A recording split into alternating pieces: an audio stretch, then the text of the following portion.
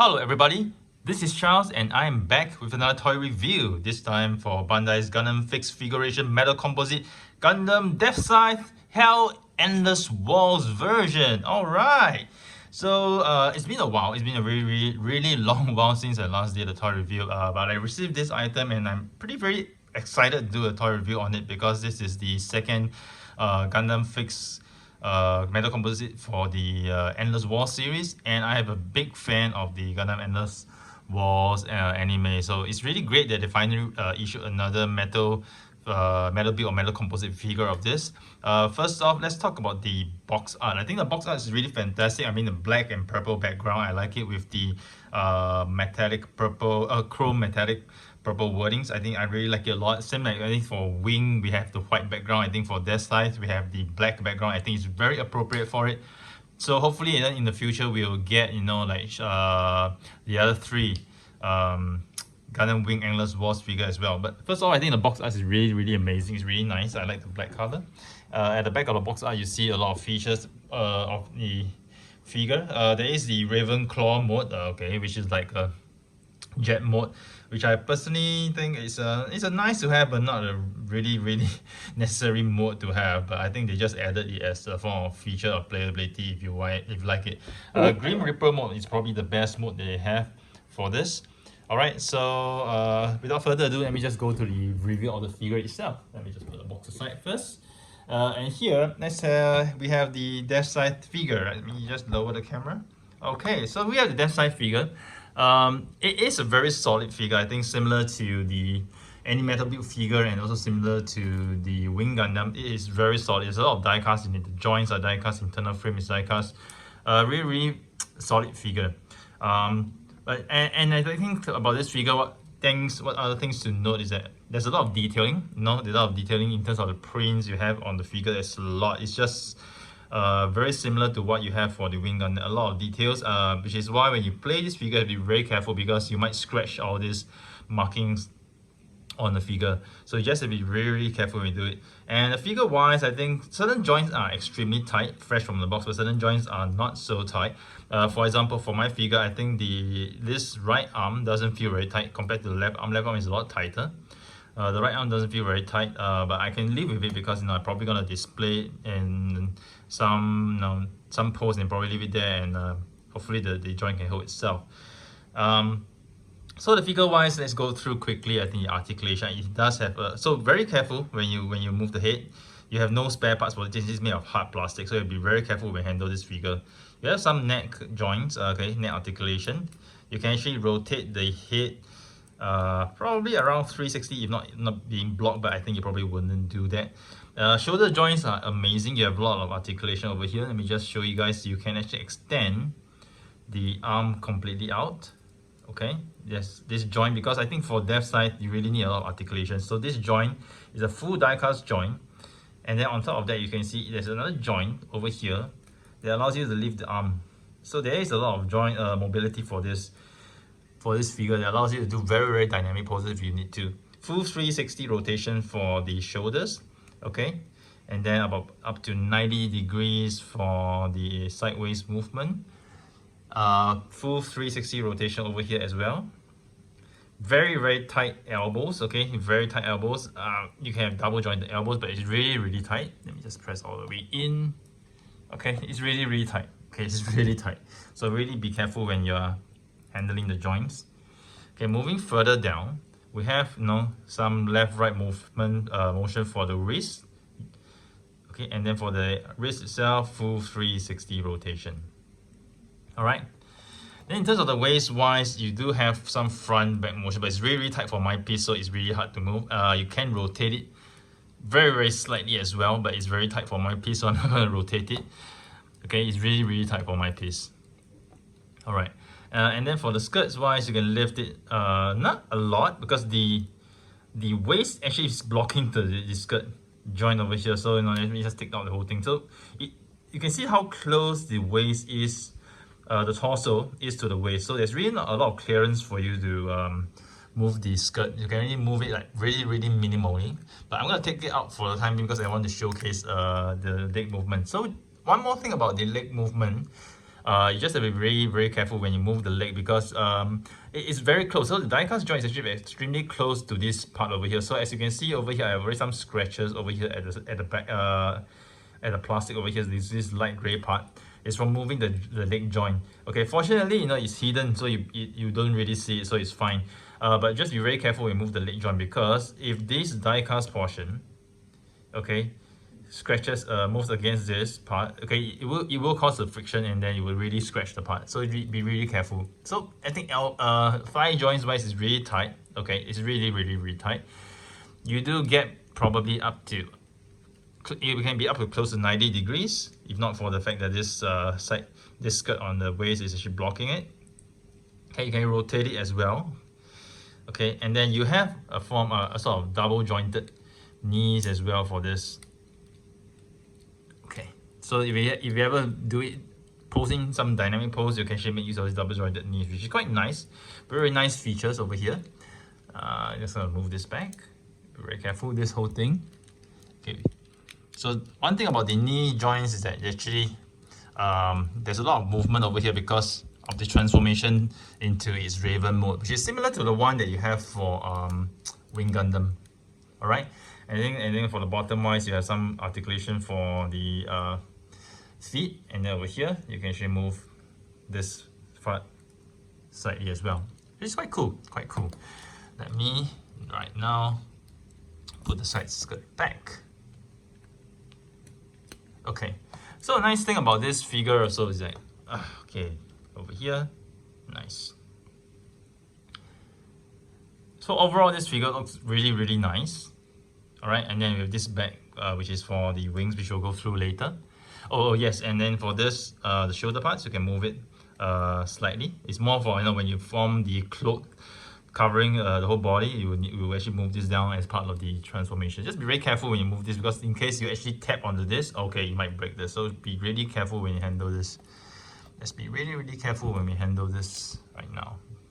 Alright, so I think right now, in terms of all the Gundam metal build toys, all the Gundam figures, there is the they right now have this tendency to have the cast off mode, and no, needless to say, this figure does have his cast off mode as well. Okay, interestingly, so how he works his cast off mode is that, okay, for first off, we start with the shoulders, right? You can actually cast off, or rather open the sides over here. So it might be a bit tough to open the sides here because the joints are actually quite tight, but I'll try to open it. So okay, you can see the cast off side. Let me just cast off one side before we show off the other. So just compare the difference, and then you can see. Okay, so for this one, okay, I might not be able to cast it off. Let me try to cast it off. Okay, so I got the back out, but the front has gone in again. Okay, let me just pull this out. Okay, so this part is cast off, and over here, the weapon over here, you can also sort of open cast it as well, just rolling it up. Okay, over here, and over here for this joint, you just need to push it down. Okay, this is a very interesting joint. Let me just show you guys, because initially when I was trying to move this, I tried to move it down, but I couldn't, and then what I had was this joint just totally coming down, and then I can actually just move it all the way down this way. But this is not the right way to do it, because this way you will not be able to slide this thing down. The purpose of this cast off is actually for this part to slide this way down. So you just need to open it slightly, and then use your finger, press it down, and it slides all the way down. Make sure it slides below this, because you need to insert a part after this. And over the skirt here, you actually can open up, okay, here, and turn it onto the back of the skirt. Likewise, you can also cast off this part. So before casting off, you know, you don't see anything, but when you cast off, pull down this part, okay, you do see an extension and very nice details over here. Okay, and of course for the chest portion, you can pull the chest plate out. Okay, this chest plate is not easy to pull out, so there's actually a little gap over here that you can actually insert your thumb or finger in and pull it out. So this is a cast off for the chest. Let me just show you guys again. Yeah, this is the part. All right, and then moving down, we have a very similar cast off for this. So this is exactly the same as what you had in the Wing Gundam figure, the legs. You can open this, the sides, and over here you can cast off here, and over here cast off here.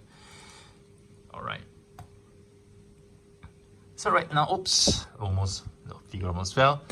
So right now, okay, over here we have the figure standing nicely. Let me just open the cast off figure as well. So we have the comparison between on my left side, the cast off parts, and on the right side the parts which are not cast off. So you do see and can tell the difference. The cast off side versus non-cast off side, which is really nice. A nice feature to have. All right, so let's go on to complete the cast off for the rest of the figures just for consistency. Let's open this up. This sides. Press this part down for the skirt. Okay, open this. So I can open this up. I always have problems opening this side of the armor. It's really tough. Okay, let me see if I can use a cloth to get out. Okay, it's still so tough to get it out. Okay, I think I'm making some weird. Oh yes, and great. I managed to cast off this part. Oh yeah, and while missing this part. Move up. Let me see if I'm missing anything. Nope. Yes, and I believe I completely cast off the figure. Right, so all this I'll be open up. So it's quite nice. It's really a nice feel and touch, to the figure. Having this is just like it feels like it has power up itself. So I think that's the purpose of them in adding this feature to the figure. It's really nice, really cool. And I think and also there's two parts of the weapons that can be added to it. So let me just showcase the weapon first. So we have this claws. Okay, these two claws, it comes in a pair, supposed to go to the side skirt. So how this claws function is that you can actually open up the claws. This is supposed to be weapons for Deathscythe when it attacks, and this can be attached to the side of the skirt. And you can actually manipulate this. So how this thing works is that it goes to the side skirt over here. So you have this part over here, just plug it in. Okay, let me just move this in first.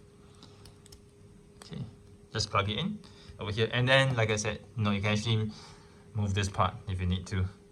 Okay, so this is actually quite a nice addition. These are additional parts. So if you like your Deathscythe to be just plain, you don't have to add this. But if you like to have this full power up look, then you want to put this as to complete the look. This. So this figure, is actually quite nice, but as you can tell from my video review, right, it's not easy to actually play around with it because there's so many features and parts, and also plus the fact that there's a lot of sharp joints in this figure, so it's really not easy to actually manipulate this figure. But this is the part of the main figure itself where you put all the parts on. Okay, this is where you put all the parts on for the full power up mode. But let me just and then let me just put the figure aside and we go through the wings. Okay, the wings are actually a very interesting part of it. But before I go through the wings, let me go through this weapon. This is actually a main weapon for Deathscythe as well. But it's mainly for the fact that we want to transform him into the Raven mode. But I think the figure itself, this shield itself or this weapon itself looks very awesome. I think the way the design is, really like medieval knights, it's really cool. And you do have this claw feature as well. I think the claw feature is something very unique to Deathscythe. Over here you can actually open this, and over here you can open this as well. So you do have form a sort of claw-like weapon, which is very interesting, and I think it's really befitting of the Deathscythe figure. So it's really cool. It's really cool. And I like it as well. And if you have the Wing Gundam figure as well, you can actually attach the weapon to this, when it's in Raven mode. So you can actually attach the Wing Gundam main gun blaster on it, which forms a very huge weapon. But I think by itself, this shield or this weapon really looks awesome by its own. It's really beautiful. And now to the main, I think the main thing, the wings. Okay, the wings, all sharp, all awesome. Really huge pair of wings, reminds you of none other than Batman. This figure, the devil and then the devil, is really interesting, and this is how the wings look by default. So again, you can actually extend the wings to make it look very awesome. So let me just do one side of the wings just to show you guys first. Let me just do this side. You need to pull this out completely. and pull this, you can hear a click. Then you continue to pull. Okay, it's a lot of pulling involved, okay? And you need to pull really completely for certain parts so that you know the wings are fully extended. Okay, over here. And here you can actually raise the wings up. And over here there's one joint you actually pull. So this part, okay, just make sure you don't pull it out too much because it tends to come out. So you just be very careful to extend it as far as you need to. So it's up to this point. Don't pull it any further on this point because it falls off. But the good thing about it falling off is that no, it's fine. You can just plug it back in. But it's just quite irritating that it falls off sometimes. So once this part is done, you need to flip this. Okay, this part of the wings. Can you flip this? Okay, and motion it down. Okay, push it down. Over here, and here there's a joint for you to actually extend as well. And over here, the extension is not done yet. You pull out this part. Okay, you pull this part out. And you extend this. And you flip this part down. And this is the full extension of the wings. So I'm gonna hold this really far back. Hope you guys can see how much the wings have extended. So I mean the extension is so huge, so much that I can't cover this completely with my video. So it's really huge. Let me just place it on here, and then let's take a different approach to it. So this is how much the wings can extend. It's really amazing. Let me just put this back. Adjust the video back. Okay, so this is how much it is. Okay, you can see this part is quite irritating. It keeps falling off. Let me just pop it back in. Yeah. Okay, hope it pops back and stays. Okay, sometimes it's really tough to get it nicely aligned back. Okay, let me just. Okay, I think this should be correct. I hope it stays. Let me check the back of the wing. Yep, it should be okay. Yeah, so this is how it looks fully extended. So let me just extend the other side as well, just for consistency of the video. So you need to expand everything. You need to pull this all the way out. Very nice details inside. You need to pull this, okay, and make sure you don't over pull it. Okay, it stays well. And over here we need to flip this down. Extend this part, flip, and there you have it, the wings. It's really full circle. It's really full circle right now. So it's how the figure looks when completely open, the wings. Okay, and for the wings, there are different ways to actually plug it in. So you have these two die-cast points that you can actually flip up and insert to the body, but it's actually quite tough to lift this up. So it's actually recommended that you just plug this into here. So I'm gonna plug it in over here just very lightly, not fully, because once you push it in completely, right, it's really difficult to take it out. So let me just put it in slightly, just for the sake of showcasing this figure. All right. So this is the wings fully extended. Let me just raise the camera a little bit, show you how it looks like. Okay, let me just push the figure a little bit further back so we try to capture it as much as possible. Yeah, so this is how high. So you can see that the wings are almost, I think, so when you extend the wings, the tip of the wings are almost up to close to about 70% of the height of the robot itself. So it's really amazing how far you can extend this. But even I think it looks really awesome by itself, but I think some people might find it to be a little bit of overkill. But I think for the main reason why you want these wings to be extended so much, because you need to actually flip the wings down to form the cloak. So you have to make sure that the joints are fully open. Okay, you need to flip two parts. So these are parts of this is one part over here. You need to be very careful when you flip it. So just make sure that you don't don't scratch any paint in the process of doing it. Okay. So this is how you actually do one side. Okay, and then let's proceed to do the other side. Let's be really careful. Let's flip this downwards first. Okay, over here. Okay, let me just lower the camera a little bit. All right. So once you actually flip the wings down, you have these two parts that are actually pegged in together quite nicely. Okay, and then you cover, and this is Deathscythe with his cloak covering himself. So it's really cool. It's really cool, and I think the engineering behind the wings is actually quite awesome.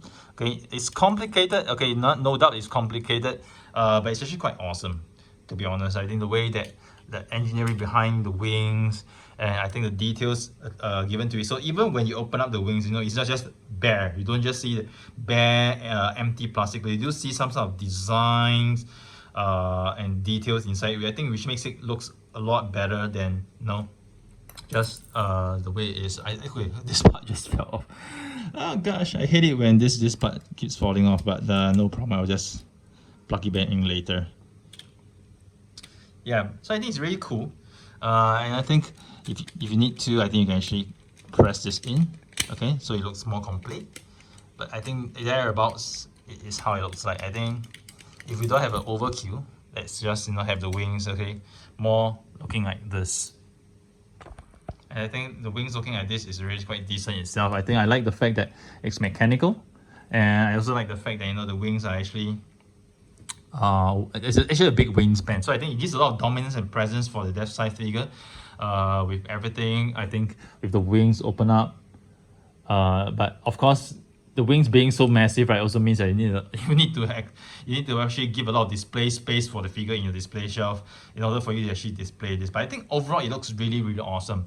So overall I think this figure, I think it's a very good production. It's a good product from Bandai. It's good that they actually gave us an Endless Wars figure. Just in terms of handling this figure, I think initially, because the joints are so tight, and it's not really easy to handle this figure, and I think for the wings as well, the joints are actually really tight, so you might need a lot of patience to actually handle it. But once you meddle or play with the wings or the figure itself a couple of times, the joints naturally loosen, so it becomes a lot more playable. And even the instruction itself, right, when actually it mentions for you to be very careful when handling the parts, because I think the parts are quite fragile. And there's a lot of warning signs in the instruction that says like warning sharp, warning carefully. So, and it also says warning may rub off. So when you move the joints, inevitably you might rub off certain things. And as I mentioned earlier in my review, I think when you move the leg joints, be very careful, because the metal, the die-cast part for the thigh joint joining the groin area, right, is very close. It's very close to this waist part, and then if you're not careful, you inevitably, when you move the thighs forward, you definitely will scratch this joint. But the fortunate thing is that this joint is actually inside. This part is actually inside, so you don't see it. So no matter how you display it, you won't see it because it's well covered up. But just be very careful when you're handling this figure. And overall, I think this figure is excellent. I like it as a display piece. Probably won't be playing a lot with it, and I probably won't recommend transforming it into the Raven mode unless you really like the mode, because experience tells me, previously when I tried to transform the Wing Gundam into its bird mode, I ended up with quite a fair bit of paint chips and scratches on the figure itself. So I wouldn't recommend transforming this figure into the Raven mode unless you have this love for that mode, or you just want to enjoy and play the toy like a transformer. But metal build or metal composite figures are more like artistic figures, more for display. You should probably just meddle the figure a little bit, find a nice pose, display, and probably change it from time to time. But I doubt that anyone would actually, most people probably would not want to display in the Raven mode. But just be careful when you handle this figure, because there is a lot of paint, and there's a lot of points where when moving the figure you might end up scratching some paint. So overall, I love this figure. Again, I think I'm repeating myself. I love this figure, and I'm looking forward to hope that they'll actually issue the other 3 figures. And I believe this is not the end of this mold, because I think right now we have this color which is more bluish or purplish gray, purplish color for the thighs and the parts. And I think for the anime, okay, the parts are actually grayer. So I won't be surprised. I think right now they have this matte finish for the entire thing. Okay, so I won't be surprised. I think sometime later they'll release another version of this with gloss color. No, so probably gloss color, and then for whatever you see that's purplish here is gonna be gray color, which I will welcome and I will buy it as well, because I think that would be a nice repaint to have on top of this. But I think for the meantime, let's all enjoy this figure and have fun with it. So here's Charles signing off with yet another toy review. I hope you guys have enjoyed it. Do stay tuned to my channel for more reviews next time.